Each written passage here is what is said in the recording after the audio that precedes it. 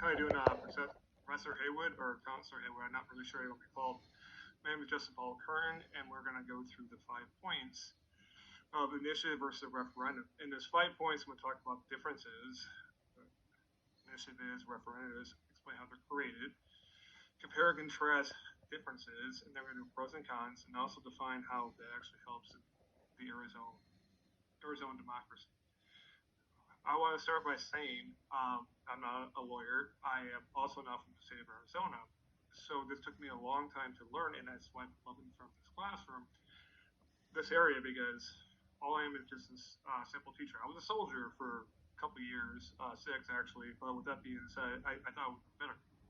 So initiative is defined by the populace, as if they think or they want to pass or think something should be changed in the Arizona Constitution. This is obviously the Senate level. This is the federal level, which it can be eventually.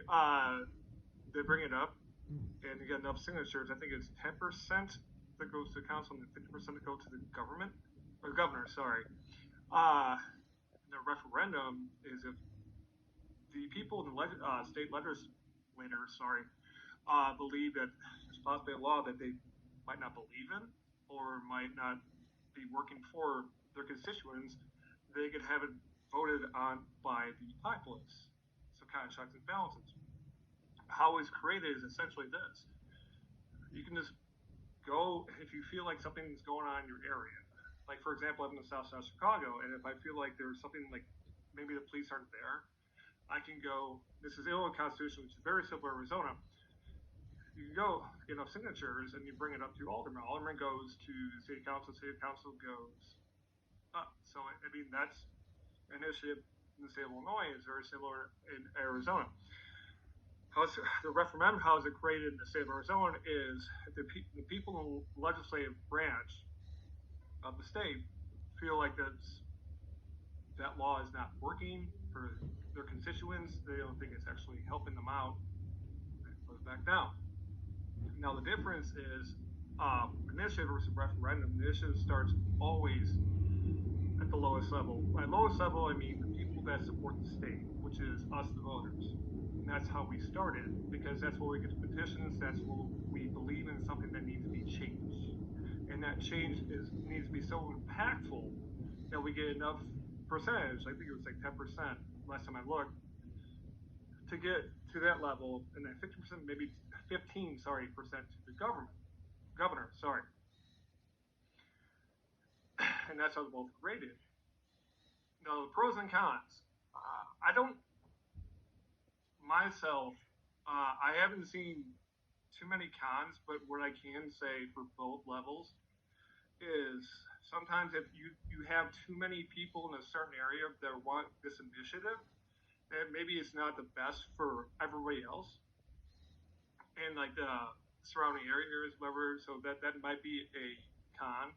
But the pro is you always have the ability for the people that you represent to give their voice. Now, cons and pros of referendums are basically the same. Is you already got that passed. You already had the people that you represent said they wanted this, and then maybe a couple years later, I mean, the Constitution in every state in our country, why it's amazing, is fluid. And something that seems like a change, you get a change. Now, the con of that is sometimes you could maybe, I won't say maybe because I've looked through it in 2012, 2021. There have been a lot of initiatives that were referendums. So it kind of depends on, I mean, I didn't look through all of them. I mean, I read the Arizona Constitution 3 times. So I kind of understand most of the bills.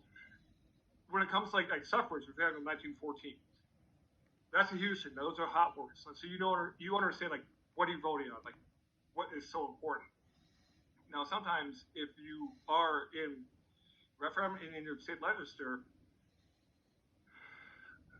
the populace won't be actually reading word for word like I did a couple times, knowing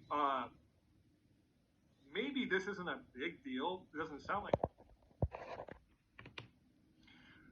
how is this define democracy in the state of Arizona? It defines it because it's one of those very rare states that allows the populace, the people that live there, to have an opportunity to be a part of the state government. Illinois is one of them too. The Constitution is a little different, state Constitution, sorry. But in regards to how is it provide democracy, because it does enforce the checks and balances. One thing I did not mention, which is very specific to the state of Arizona, is you can recall elected officials. You can't do it in Illinois. You can do it in Arizona. I think that's an amazing way to inform checks and balances, and I think that's something very unique to Arizona. And I think it's what makes it such a unique state. Not only is it part of the last part of contiguous states, but it's also something that makes it unique because it really enforces the checks and balances. And I think that's fantastic. I want to thank you for listening to me. Sorry, sometimes I get nervous. I talk with my hands. I'm just a teacher and an army officer. I'm not an attorney. But to summarize, initiative is something that the populace can start. A referendum does allow for the populace to keep legislation in check. Why it's unique is because it's unique to the state of Arizona. Why do I think that it creates democracy in the state? Because it allows, especially the recall ballot. That's pretty cool. Not gonna lie. With that being said, I want to thank you so much for your time, and God bless.